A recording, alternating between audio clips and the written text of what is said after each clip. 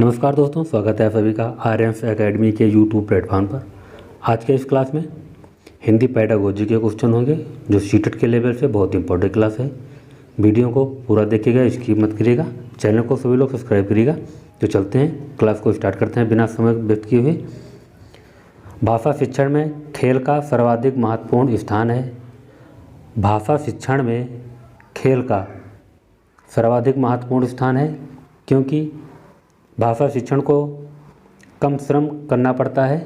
खेल भाषा को विस्तार देता है, खेल में आनंद लाता है, खेल में शारीरिक विकास होता है। तो भाषा शिक्षण में खेल का सर्वाधिक महत्वपूर्ण स्थान है क्योंकि खेल भाषा को विस्तार देता है। तो बी वाला ऑप्शन सही होगा। खेल भाषा को विस्तार देता है, भाषा शिक्षण में सर्वाधिक महत्वपूर्ण स्थान है। तो बी वाला ऑप्शन सही होगा। नेक्स्ट क्वेश्चन देखते हैं। पाठ के अंत में आरंभ और गतिविधियों का उद्देश्य नहीं है। पाठ के अंत में जो गतिविधियों का उद्देश्य नहीं पूछा, जो नहीं है। भाषा का विस्तार करना, सृजनात्मकता का विकास करना, बच्चों को अभिव्यक्ति के अवसर प्रदान करना, प्रश्नों के उत्तर सरलता से याद करवाना। तो इस क्वेश्चन का ऑप्शन डी वाला सही होगा। प्रश्नों के उत्तर सरलता से याद करवाना। तो पूछा क्या गया है, पाठ के अंतर्गत अभ्यास में गतिविधियों का उद्देश्य नहीं है। तो आपके ऑप्शन भाषा का विस्तार करना, ये भी सही है। सृजनात्मकता का विकास करना, ये भी सही है। बच्चों में अभिव्यक्ति के अवसर प्रदान करना, तो ये भी सही है। मगर पूछा क्या गया, तो आपका गतिविधियों में उद्देश्य नहीं है। तो डी वाला ऑप्शन सही होगा। डी वाला ऑप्शन सही है। नेक्स्ट क्वेश्चन देखते हैं। पठन पाठन के अंत में ऐसे अभ्यास एवं गतिविधियाँ हैं जो सरल भाषा वाले हैं, बच्चों को स्वयं कुछ करने और सीखने का अवसर प्रदान करें, केवल पाठ से ही संबंधित हो, पाठ पर बिल्कुल आधारित ना हो। तो इस क्वेश्चन का ऑप्शन बी वाला सही होगा। बच्चों को स्वयं कुछ करने और सीखने का अवसर प्रदान करें। पठन पाठन के अंतर्गत अभ्यास गतिविधियों का है। गतिविधियाँ यही हो सकती हैं जो बच्चों को स्वयं कुछ करने को और सीखने को अवसर प्रदान करेंगे, तब पठन में अभ्यास हो सकता है। तो बी वाला ऑप्शन सही होगा। नेक्स्ट क्वेश्चन देखते हैं। भाषा शिक्षण में बालक में मौखिक कौशल के विकास के लिए डैश सबसे कम महत्वपूर्ण है। किसी विषय पर चर्चा करना, बच्चों की बात को धैर्य से सुनना, प्रश्नों के उत्तर पूछना, अपनी बात कहने का पूरा मौका देना। तो इस क्वेश्चन का ऑप्शन सी वाला सही होगा। प्रश्नों के उत्तर पूछना।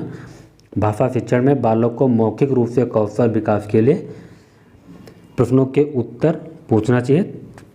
तो सी वाला ऑप्शन सही होगा। नेक्स्ट क्वेश्चन देखते हैं। भाषा सीखने में मातृभाषा का व्याघात है। आंशिक रूप से होता है, पूर्ण रूप से होता है, नहीं होता है, होता है। भाषा विकास में मातृभाषा का विख्यात होता है, तो होता है। तो डी वाला ऑप्शन सही होगा। नेक्स्ट क्वेश्चन देखते हैं। भाषाई कौशलों के संदर्भ में कौन सा कथन सत्य नहीं है। तो कौन सा, आपके ऑप्शन 4 दिए गए हैं, जो कौन सा सही नहीं है। ऑप्शन देखते हैं। भाषाई कौशल का एक साथ सीखे जाते हैं, क्रम से नहीं। भाषाई कौशल एक दूसरे से स्वतंत्र होते हैं, तो बिल्कुल सही है। भाषाई कौशल एक क्रम में सीखे जाते हैं, तो बिल्कुल सही है।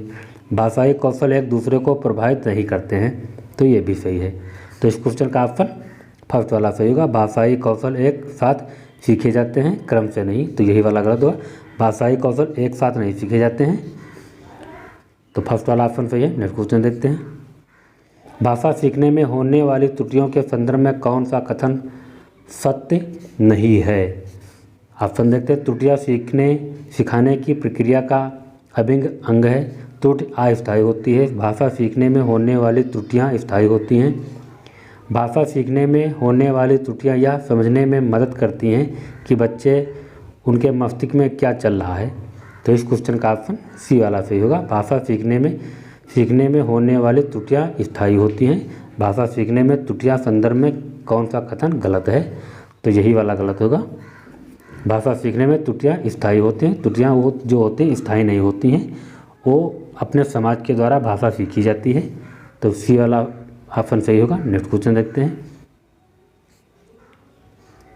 एक प्राथमिक शिक्षक के रूप में आप सतत और व्यापक आकलन करते समय किसे सर्वोपरि मानते हैं? कठिन शब्दों का सूत्रलेख, लिखित प्रश्न पत्र, पाठ से देखकर सुलेख लिखना, बच्चों द्वारा विभिन्न संदर्भों में भाषा की क्षमता। तो इस क्वेश्चन का ऑप्शन डी वाला सही होगा। एक प्राथमिक शिक्षक के रूप में आप सतत और व्यापक आकलन करते समय सर्वोपरि हैं, तो बच्चों को विभिन्न संदर्भों में भाषा का प्रयोग की क्षमता, तो डी वाला ऑप्शन सही होगा। नेक्स्ट क्वेश्चन देखते हैं। प्राथमिक स्तर पर बच्चों की पठन क्षमता का आकलन करने में किस प्रकार की सामग्री सर्वाधिक महत्वपूर्ण है? आतंकवाद आधारित निबंध, तो बिल्कुल गलत है। बालक साहित्य की और संवादात्मक कहानी है, तो ये भी सही है। पठन पुस्तक, औपचारिक पत्र, तो इस क्वेश्चन का ऑप्शन आपका बी वाला सही होगा। बाल साहित्य की कोई संवादात्मक कहानी है। अगला क्वेश्चन देखते हैं। पहली और दूसरी कक्षा में भाषा शिक्षण के साथ ही कला शिक्षा को सम्मिलित करने का उद्देश्य नहीं है। चित्रों को माध्यम से अभिव्यक्ति का विकास करना, बच्चों द्वारा आनंद की प्राप्ति, बच्चों के लेखन में परिपक्वता लाना, बच्चों की संरचनात्मक का विकास करना। तो इस क्वेश्चन का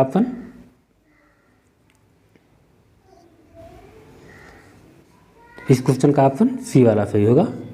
बच्चों में लेखन परिपक्वता लाना, तो सी वाला ऑप्शन सही है। नेक्स्ट क्वेश्चन देखते हैं। प्राथमिकता स्तर पर बच्चों की घर की भाषा को अपनी कक्षा में स्थान देना जरूरी है, क्योंकि घर की भाषा सरल होती है। बच्चे ने अभी पूर्णता नहीं सीखी है। बच्चे की भाषाई पूंजी है, मानक स्वरूप लिए होती है। तो इस क्वेश्चन का ऑप्शन सी वाला सही होगा। बच्चे की भाषाई पूंजी होती है। प्राथमिक स्तर पर बच्चों घर की भाषा को अपनी सरलता में स्थान देता है, तो ये भी सही है। बच्चों की भाषाई पूंजी होती है, तो सी वाला ऑप्शन सही है। नेक्स्ट क्वेश्चन देखते हैं।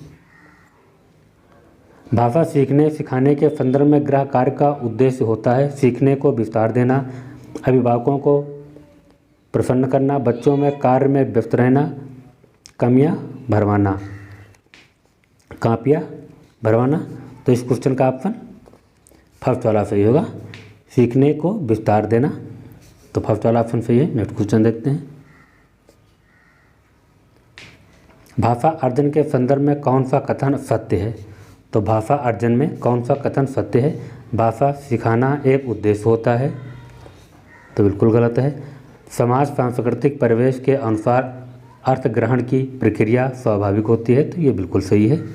भाषा अर्जन में बच्चों को बहुत अधिक प्रयास करना पड़ता है, तो ये भी गलत है। भाषा अर्जन में किसी अन्य भाषा का व्याख्यात होता है, तो ये भी गलत है। तो आपका ऑप्शन बी वाला सही होगा। अगला क्वेश्चन देखते हैं। भाषा विकास के संदर्भ में कौन सा कथन सत्य नहीं है? तो भाषा विकास में कौन सा कथन गलत? भाषा विकास व्यक्ति निरपेक्ष है। बड़ों का संपर्क भाषा विकास की गति की ओर तीव्र कर देता है। भाषा विकास व्यक्ति सापेक्ष है।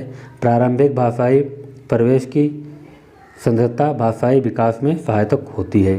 तो इस क्वेश्चन का ऑप्शन फर्स्ट वाला सही होगा। तो पूछा है कौन सा भाषा विकास के संदर्भ में कौन सा गलत? भाषा एक व्यक्ति निरपेक्ष होती है, तो भाषा एक व्यक्ति निरपेक्ष नहीं होती है, तो आपका ऑप्शन फर्स्ट वाला सही है। तो वीडियो को मैं समाप्त करता हूँ। अगले नेक्स्ट वीडियो में मिलेंगे। वीडियो को सभी लोग शेयर करिएगा, चैनल को सभी लोग सब्सक्राइब करिएगा, बेल आइकन जरूर प्रेस करें जिससे कि नोटिफिकेशन आप तक पहुँच सके। वीडियो को सभी लोग लाइक करिएगा। तो नमस्कार, अगले नेक्स्ट वीडियो में मिलेंगे।